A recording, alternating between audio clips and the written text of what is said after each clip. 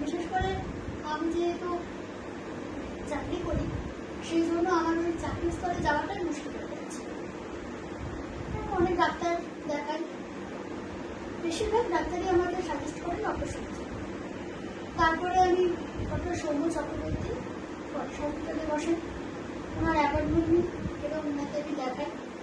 ওনার সঙ্গে কথা বলে আমি অপারেশন করার সিদ্ধান্ত নিই এবং গত 9 ফেব্রুয়ারি আমার বাম হাঁটু পুরোপুরিভাবে বাম হাঁটুতে রিপ্লেসমেন্ট।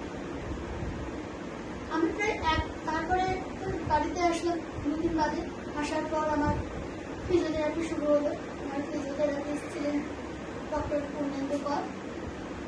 ওনাকে অসংখ্য ধন্যবাদ আমাকে আবার এই নতুন একটা জীবন ফিরিয়ে দেওয়ার জন্য। বলতে পারেন আমি নতুন একটা পা পেয়েছি।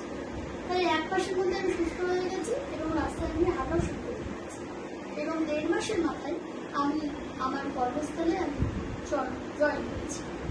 এবং সেই কর্মস্থলটা আমার অনেকটা দূর, মোটামুটি ট্রেনে, মেট্রো, অটো এতগুলো করে যেতে হবে এবং সবগুলোই কিন্তু আমি করছি, আমার সেরকমভাবে কোনো অসুবিধা হচ্ছে না।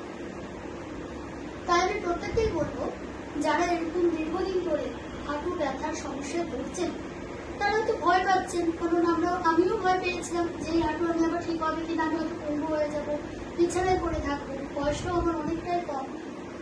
কিন্তু আমি প্রত্যেককেই বলবো, নির্ভয়ে আপনারা এই হাঁটু অপারেশন করে নিন এবং স্বাভাবিক জীবনে আবার ফিরে আসুন, একটা নতুন জীবন নিয়ে আবার সামনে থেকে এগিয়ে যান। আবার আমি ধন্যবাদ জানাচ্ছি ডক্টর সৌম্য চক্রবর্তী এবং তার গোটা টিমকে, সঙ্গে আমাদের ফিজিওথেরাপিস্ট ডক্টর পূর্ণেন্দু করকে। কারণ ওনারা সাহায্য না করলে আমার পক্ষে এই নতুন জীবন পাওয়া সম্ভব ছিল।